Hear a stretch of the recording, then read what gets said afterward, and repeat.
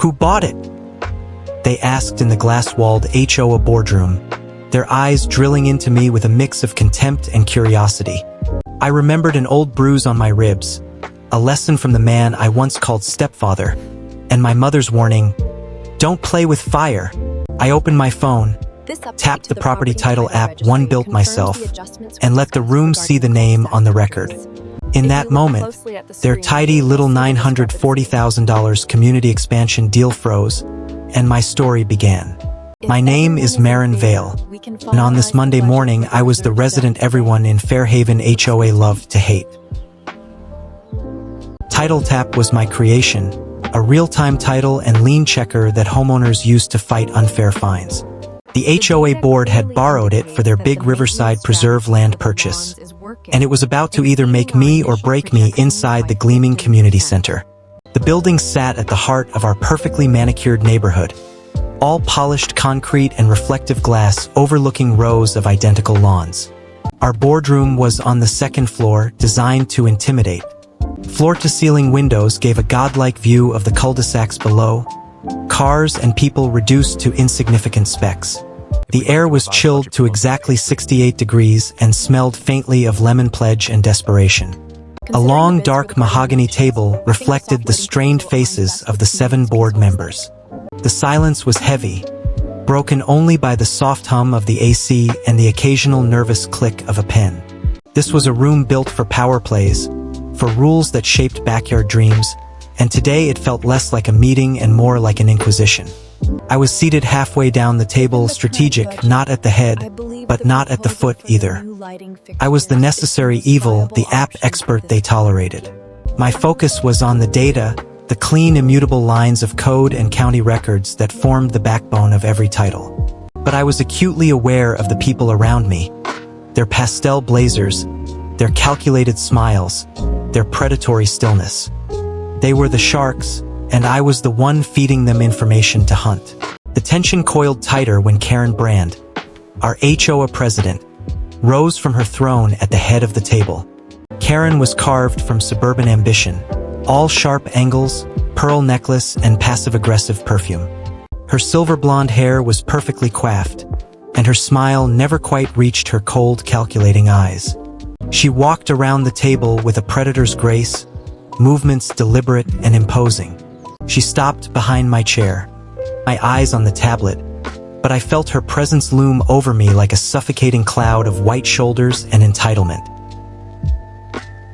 Then her manicured hand clamped down on the back of my chair with a sudden jarring scrape of metal on polished floor.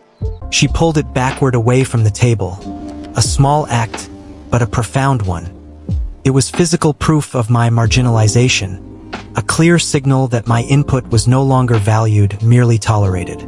The sound echoed, then quickly looked away. No one would meet my eyes. "We don't need any heroes during the final stages of closing, Marin." Karen's voice was a low, smooth purr, but the words were laced with steel. It was a dismissal, a warning, and an insult all wrapped in one condescending package. She wasn't speaking to me as a fellow homeowner. She was speaking to me like an unruly resident who needed to be put in her place. I felt a hot surge of anger, the same fire I had learned long ago to quench before it reached my face. I kept my expression neutral, hands resting calmly on my lap, betraying none of the storm inside. As if on cue, Elaine from the compliance committee slipped in, clutching a thick cream-colored envelope like a shield. She avoided Karen's glare and held it out to me. "Here is the information "For you, Marin," requested. she murmured. I Please took it, review it at heavy, your leisure." expensive. The Fairhaven HOA logo embossed at the top. I didn't need to open it. I slit the envelope with my thumbnail.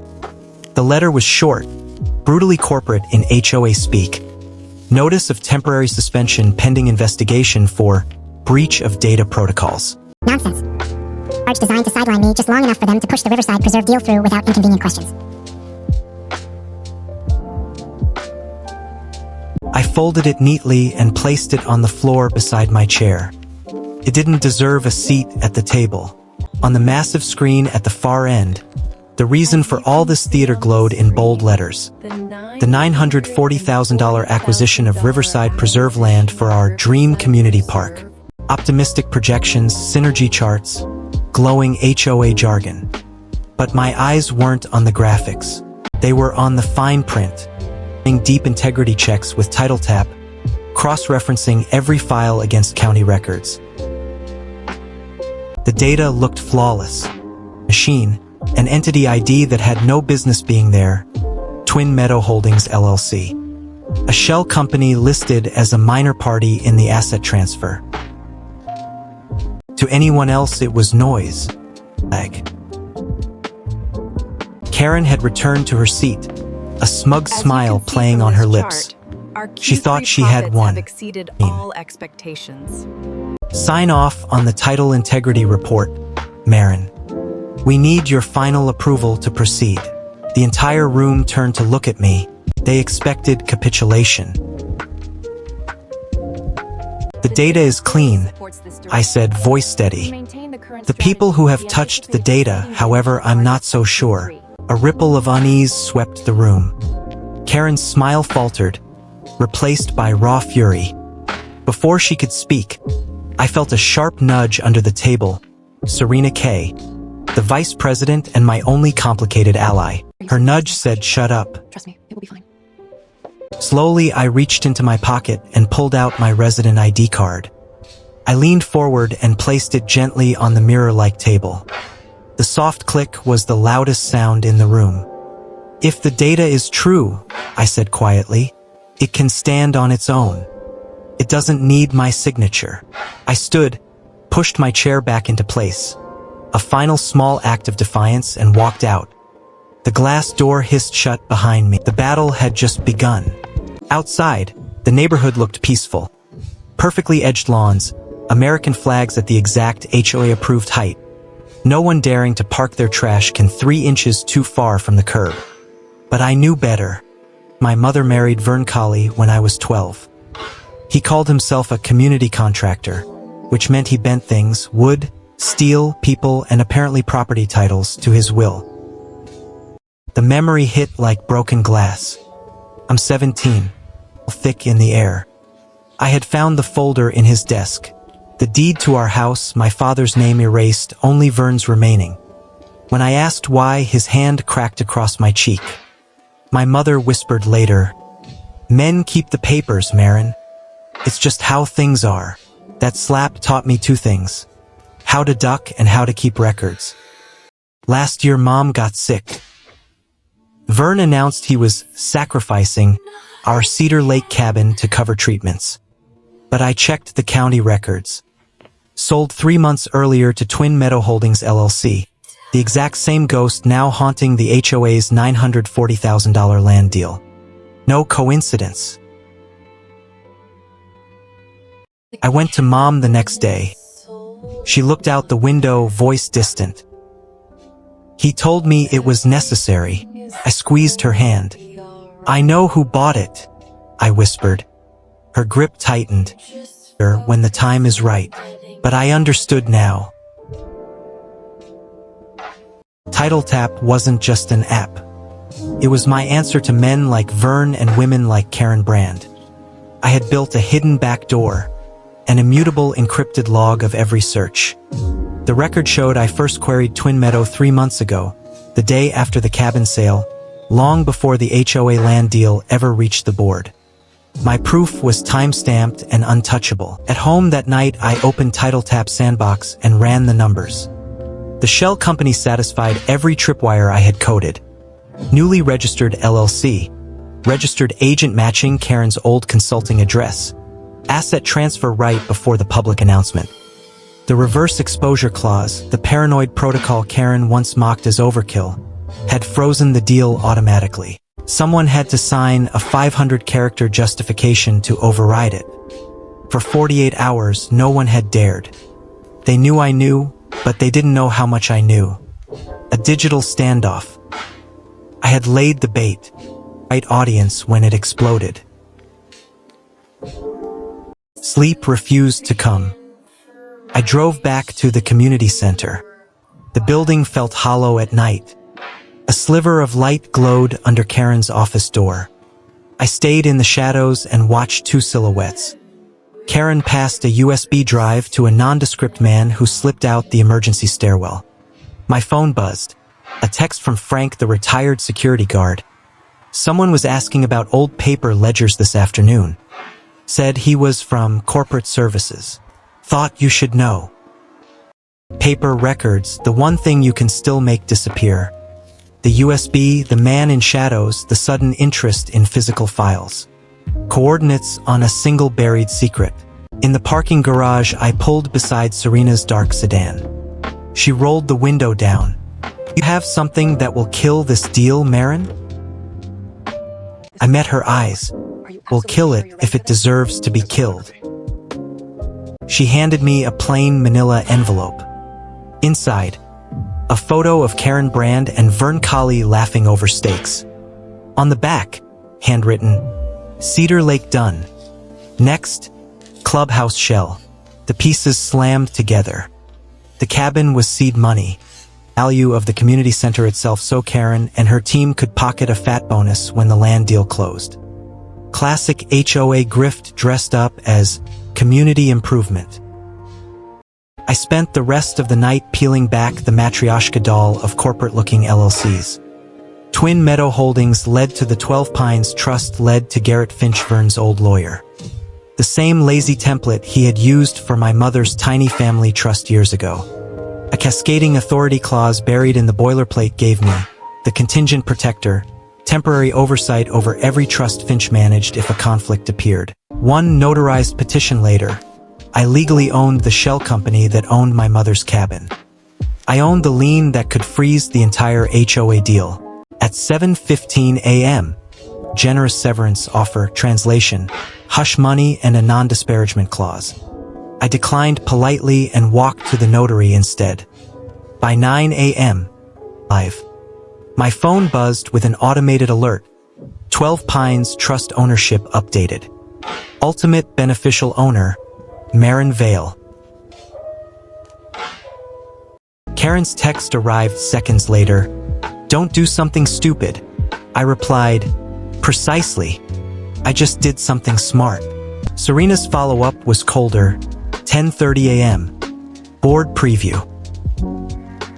I walked into the boardroom at 10:58 wearing the same black dress I had worn to my mother's funeral.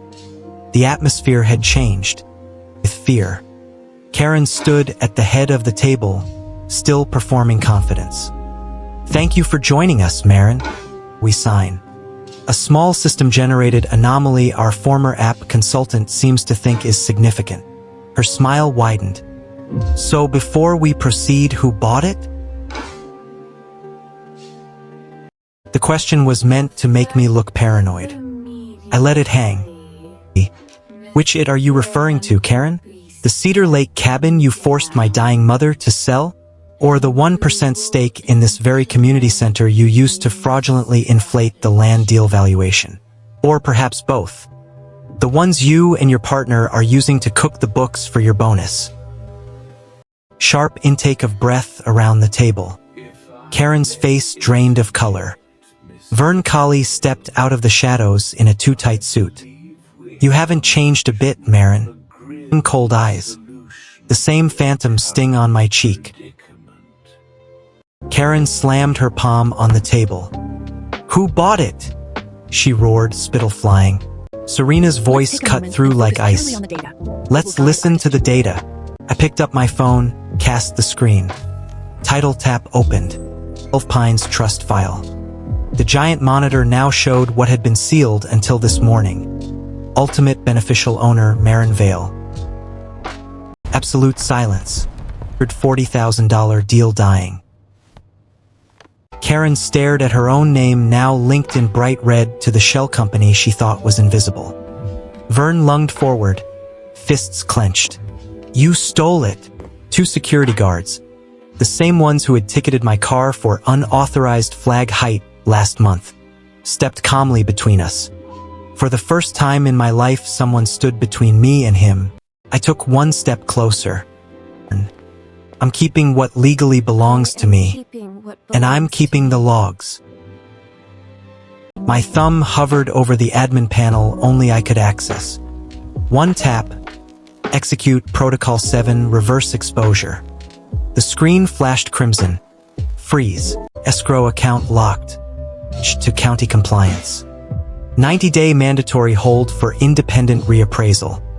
The flowchart appeared. Cedar Lake Cabin Twin Meadow Holdings 12 Pines Trust Community Center stake inflated land valuation $97,000 bonus pool for Karen and her inner circle. Motive displayed in corporate approved graphics. Karen's voice cracked. HOA bylaws. I almost laughed. Was citing them while committing fraud. Serena stood. The audit begins now. Vern was escorted out, shoulders slumped, the bully finally meeting a firewall he couldn't slap. Karen sank into her chair, pearls trembling.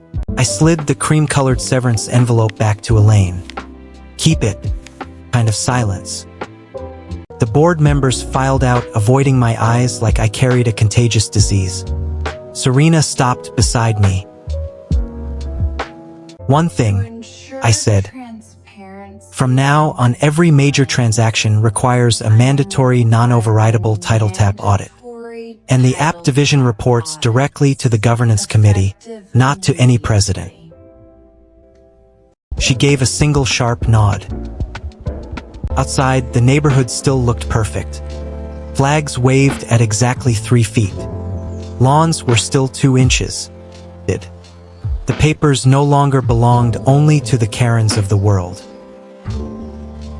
I opened Title Tap one last time, relinquished Protector Authority, and typed a single note. The truth did. Then I walked toward the elevator, heels clicking on marble, the ghost of the 17-year-old girl finally gone. If anyone ever asked again who bought it, I would smile and answer, "Not you."